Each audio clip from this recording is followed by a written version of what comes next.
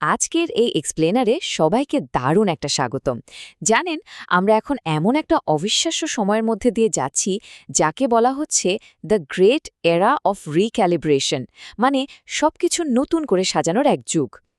একদিকে শুনছি artificial intelligence বা এআই গতানুগতিক সব চাকরি কেড়ে নিচ্ছে, আর অন্যদিকে এই এআই আবার এমন সব ডিজিটাল সম্পদের সুযোগ তৈরি করছে যা আমরা আগে কখনো কল্পনাও করিনি।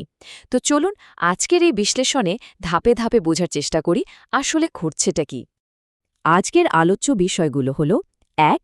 এআই রিক্যালিব্রেশন যুগ। ২. শীর্ষ ৩টি এআই স্কেল। ৩. যেসব স্কেল পুরোপুরি এড়িয়ে চলতে হবে। ৪. Industry first strategy. এবং ৫. ক্ষণস্থায়ী সুযোগ। চলুন সোজা মূল আলোচনায় ঢুকে পড়ি।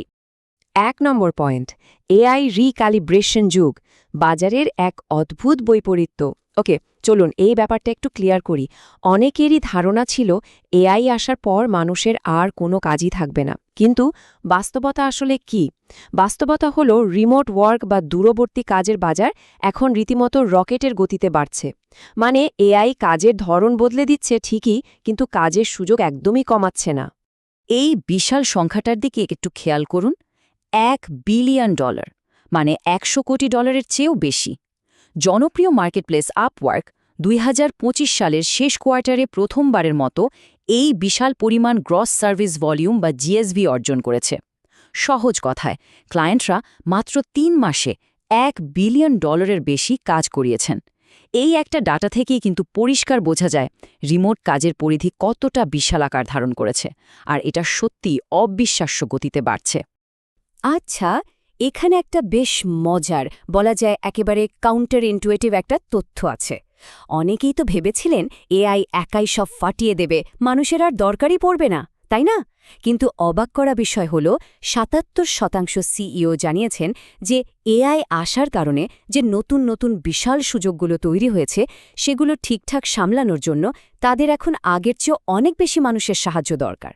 কারণটা সোজা, এআই তো আর একা একা সব করতে পারে না, একে পরিচালনা করার জন্য ক্রিয়েটিভ আর ইনোভেটিভ মানুষের দরকার হবেই। ২ নম্বর পয়েন্ট, শীর্ষ ৩টি এআই স্কিল দ্রুত বর্ধনশীল ত্রয়ী। এখন প্রশ্ন হল, এই মানুষগুলো আসলে কারা? কোম্পানিগুলো ঠিক কী ধরনের স্কিল খুঁজছে? চলুন দেখে নিই এমন ৩টি সুনির্দিষ্ট আর হাই গ্রোথ স্কিল যেগুলোর জন্য বড় বড় কোম্পানিগুলো এখন পাগলের মতো ট্যালেন্ট খুঁজছে। তালিকার প্রথম স্কিলটি হল এআই ভিডিও এবং কন্টেন্ট প্রোডাকশন। একটু ক্লিয়ার করি, এখানে কিন্তু ওই বেসিক বা ম্যানুয়াল ভিডিও এডিটিংয়ের কথা বলা হচ্ছে না, বরং হেজেন, সোরা বা রানওয়ে এমএলের মতো দুর্দান্ত সব টুল ব্যবহার করে একদম নতুন কিছু তৈরি করার কথা বলা হচ্ছে। একটু ভাবুন তো, এখন চাইলে শুধু এআই ব্যবহার করে কোনো কোম্পানির জন্য সম্পূর্ণ কাল্পনিক একটা ভার্চুয়াল ব্র্যান্ড ইনফ্লুয়েন্সার তৈরি করে ফেলা সম্ভব, যার বাস্তব কোনো অস্তিত্বই নেই, কিন্তু সে দিব্যি ওই ব্র্যান্ডের হয়ে ফাটাফাটি সব ভিডিও কন্টেন্ট তৈরি করে দিচ্ছে। বুঝতেই পারছেন এটা কতটা লাভজনক একটা জায়গা হতে পারে। এখন এখানকার সবচেয়ে ইন্টারেস্টিং ব্যাপারটা হলো এই অটোমেশনগুলো কাজ করে কিভাবে। আমাদের দ্বিতীয় স্কিলটাই হলো এআই অটোমেশন। ধরুন জ্যাপিয়ার বা মেকের মতো টুলগুলো এআইয়ের সাথে যুক্ত হলো। কেউ একজন ওয়েবসাইট থেকে কিছু কিনল, এআই চোখের পলকে তার প্রোফাইল, তার লোকেশন সব ডাটা বিশ্লেষণ করে ফেলল।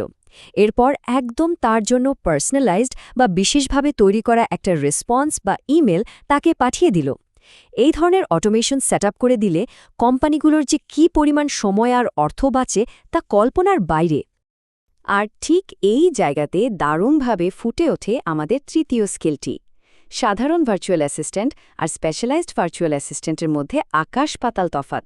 যারা সাধারণ অ্যাসিস্ট্যান্ট শুধু ইমেল চেক করেন বা ডেটা এন্ট্রি করেন, তাদের কিন্তু খুব সহজেই এআই দিয়ে রিপ্লেস করা যায়। কিন্তু একটু ভাবুন একজন স্পেশালাইজড মানুষের কথা, যেমন একজন মেডিকেল ভার্চুয়াল অ্যাসিস্ট্যান্ট যার চিকিৎসা খাত নিয়ে বেশ ভালো জ্ঞান আছে, বা ধরুন একজন লিগ্যাল অ্যাসিস্ট্যান্ট।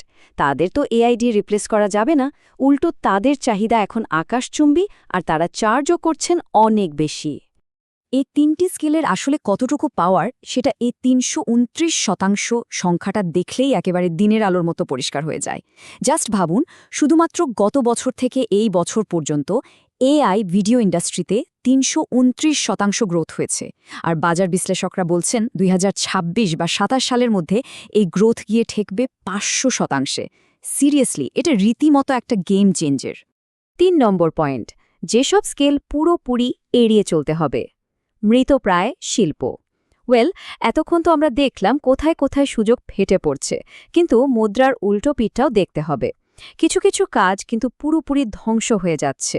আমাদের এখনকার ফোকাস হলো সেই মৃতপ্রায় শিল্প বা ডাইং আর্টসগুলোর দিকে। সহজ কথায়, এই স্কিলগুলোর পেছনে এখন সময় দেওয়া মানে আক্ষরিক অর্থে সময় নষ্ট করা। একটু আগে আমরা একটা ইন্ডাস্ট্রি ৩০০% বেশি গ্রোথ দেখলাম, তাই না?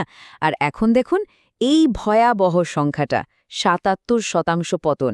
হ্যাঁ, অ্যাডভান্সড এআই মডেল, বিশেষ করে চ্যাটজিপিটি আসার পর থেকে এসইও, ব্লগ রাইটিং বা লেখালেখির কাজ ৭৭% বেশি গায়েব হয়ে গেছে। মানে একদিকে যেমন বিশাল সম্ভাবনার দরজা খুলছে, ঠিক অন্যদিকে কিছু কাজ একদম চোখের পলকে সংকুচিত হয়ে যাচ্ছে। যেসব স্কিল এখন বলা যায় একদম সেকেলে বা অবসোলেট হয়ে গেছে, তার মধ্যে অন্যতম হল copywriting, basic data entry, junior লেভেলের সাধারণ কোডিং, ম্যানুয়াল ট্রান্সলেশন কিংবা ওই সাধারণ গ্রাফিক্স ও টেক্সট ভিত্তিক কাজগুলো। সত্যি বলতে এগুলো এখন আর কেউ মানুষকে দিয়ে করাতে চায় না। কেন করাবে? এআই তো এই কাজগুলো মানুষের চেয়ে অনেক দ্রুত, নিখুঁত আর সস্তায় করে দিচ্ছে। এই ধরনের রিপিটেটিভ বা ম্যানুয়াল কাজগুলো খুব দ্রুতই মার্কেট থেকে পুরোপুরি হারিয়ে যাবে, এটা নিশ্চিত। ৪ number point, industry first strategy, স্পেশালাইজেশনের প্লেবুক। সো এখানে সবচেয়ে ক্রুশাল পয়েন্টটা হলো শুধু কি শিখব আর কি শিখব না, এটুকু জানলে কিন্তু গেম জেতা যাবে না। এই বদলে যাওয়া দুনিয়ায় টিকে থাকতে হলে একটা সলিড স্ট্র্যাটেজি লাগবেই। আর সেই স্ট্র্যাটেজিটাই হলো ইন্ডাস্ট্রি ফার্স্ট স্ট্র্যাটেজি, মানে নিজেকে একজন স্পেশালিস্ট হিসেবে গড়ে তোলার একটা প্রুভেন প্লেবুক। এখন আর চোখ বন্ধ করে যে কোনো একটা র্যান্ডম ডিজিটাল স্কিল শিখে বসে থাকার দিন নেই, বরং আমাদের চিন্তার ধরনটাকে পাল্টাতে হবে। এই স্ট্র্যাটেজি স্টেপগুলো একটু দেখি। প্রথম ধাপ, সবার আগে নিজের পছন্দের একটা বড় ইন্ডাস্ট্রি বা খাত বেছে নেওয়া। দ্বিতীয় ধাপ, সেই ইন্ডাস্ট্রির ভেতরে মূল কাজ বা পিলারগুলো কি সেটা খুঁজে বের করা। আর তৃতীয় ধাপ হলো সেই পিলারের ওপর ভিত্তি করে একদম স্পেসিফিক বা নিশ একটা স্কিল আয়ত্ত করা। ঠিক এভাবেই তৈরি হয় একজন আসল স্পেশালিস্ট। ব্যাপারটা আরেকটু ক্লিয়ার করে দিই, এই উদাহরণগুলোর দিকে একটু তাকান। কেউ যদি বিনোদন বা এন্টারটেইনমেন্ট ইন্ডাস্ট্রিতে কাজ করতে চায়, তাকে বুঝতে হবে সেখানে অ্যানিমেশন হলো একটা মূল পিলার।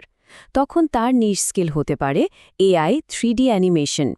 আবার ফিনটেক ইন্ডাস্ট্রির ক্ষেত্রে সাইবার সিকিউরিটি হতে পারে দারুণ একটা নিশ স্কিল। একইভাবে হেলথ কেয়ার বা স্বাস্থ্য খাতে মেডিকেল ভার্চুয়াল অ্যাসিস্ট্যান্ট এখন খুবই ডিমান্ডিং একটা স্পেশালাইজেশন। এভাবেই নির্দিষ্ট একটা ইন্ডাস্ট্রির নির্দিষ্ট কাজে নিজেকে দক্ষ করে তুললে রিমোট ওয়ার্কের বাজারে আপনার ভ্যালু একেবারে রকেটের মতো বেড়ে যাবে। ৫ নম্বর পয়েন্ট, ক্ষণস্থায়ী সুযোগ, বন্ধ হতে থাকা জানালা। আমরা কিন্তু আমাদের আজকের এই ব্যাখ্যার একদম শেষ পর্যায়ে চলে এসেছি। এতক্ষণ আমরা যেসব চোখধাঁধানো সম্ভাবনার কথা বললাম, এগুলোর কিন্তু একটা ডেডলাইন আছে। সিরিয়াসলি, বর্তমানের এই সময়টা খুবই অদ্ভুত, কারণ একই সাথে প্রচুর সুযোগ যেমন তৈরি হচ্ছে, ঠিক তেমনি চরম মাত্রার ঝুঁকিও ঘাড়ের ওপর নিঃশ্বাস ফেলছে। আর সবচেয়ে বড় সত্যিটা হলো, এই সুযোগ অনন্তকাল ধরে থাকবে না। এইখানকার মেসেজটা একদম লাউড অ্যান্ড ক্লিয়ার। এই বিশাল এআই রিক্যালিব্রেশন থেকে লাভবান হওয়ার জানালাটা এখন সবার জন্য হা হা করে খোলা আছে, কিন্তু এটা খুব দ্রুতই বন্ধ হতে শুরু করেছে। যারা ডিজিটাল ফিল্ডে কাজ করছেন, তাদের এখনই খুব দ্রুত এবং অ্যাগ্রেসিভভাবে এই পরিস্থিতির সাথে মানিয়ে নিতে হবে, কারণ বিপুল আয়ের যে সম্ভাবনাটা আমরা এখন দেখতে পাচ্ছি, সেটা খুব বেশি দিন স্টে করবে না। আর আজকের এই আলোচনা শেষে ঠিক এই প্রশ্নটাই সবচেয়ে বড় হয়ে দাঁড়ায়। ডিজিটাল দুনিয়ার প্রফেশনালরা কি ইতিহাসের এই দারুণ একদম ইউনিক সুযোগটাকে কাজে লাগিয়ে নিজেদের স্পেশালিস্ট হিসেবে গড়ে তুলবেন, নাকি সেই মৃতপ্রায় আর সেকেলের ডিজিটাল স্কিলগুলোকেই আঁকড়ে ধরে সময়ের দৌড়ে চিরতরে ছিটকে পড়বেন? সিদ্ধান্ত নেওয়ার সময় কিন্তু এখনই। মৃত ইন্ডাস্ট্রিগুলো থেকে বেরিয়ে এসে আজই সঠিক আর কৌশলগত পদক্ষেপ নেওয়াটা এখন আর অপশন নয়, বরং একেবারে বাধ্যতামূলক।